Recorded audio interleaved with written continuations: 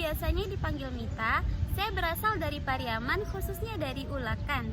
Saya adalah salah satu mahasiswa STAIPIK Sumatera Barat dengan jurusan Pendidikan Agama Islam BP 2021-2798.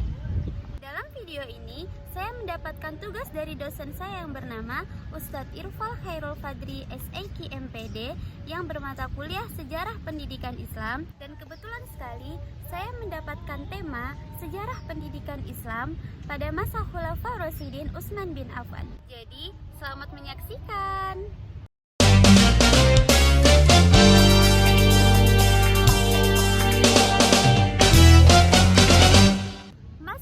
Judul yang pertama, yaitu Sejarah Pendidikan Islam. Sejarah Pendidikan Islam adalah kajian tentang perkembangan sistem, lembaga, kurikulum, dan praktek pendidikan dalam tradisi Islam dari masa Nabi Muhammad SAW hingga era kontemporer, dan ini mencakup pengaruh Islam terhadap pendidikan, peran madrasah dan universitas Islam klasik, tokoh-tokoh penting dalam pemikiran pendidikan Islam, serta evaluasi dan adaptasi pendidikan Islam dalam berbagai konteks budaya dan geografi sepanjang sejarah.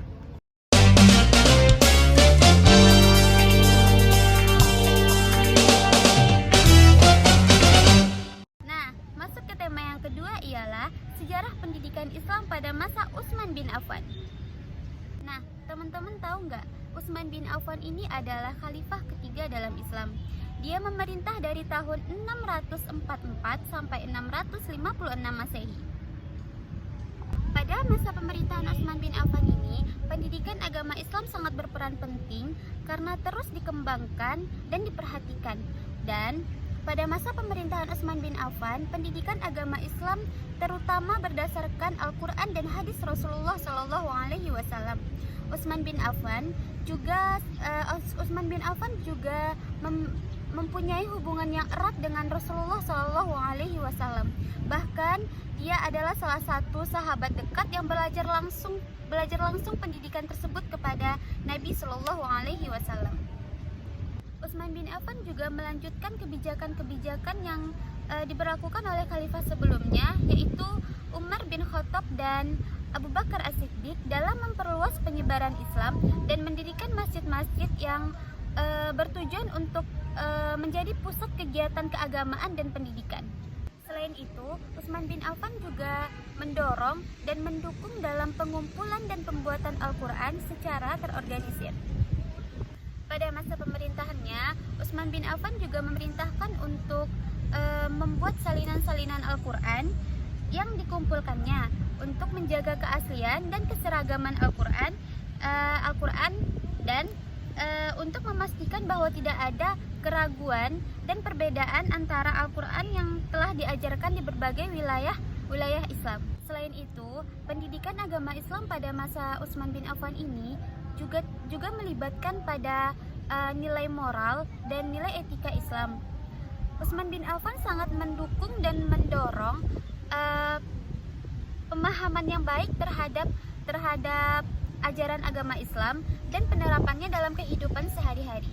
Di bawah pemimpinannya, Utsman bin Affan banyak melakukan perluasan dan peningkatan dalam pendidikan agama Islam. Dan langkah-langkah tersebut adalah: pertama, Utsman bin Affan mengambil langkah-langkah untuk memperluas jaringan sekolah dan membangun institusi pendidikan baru di berbagai wilayah kekuasaannya.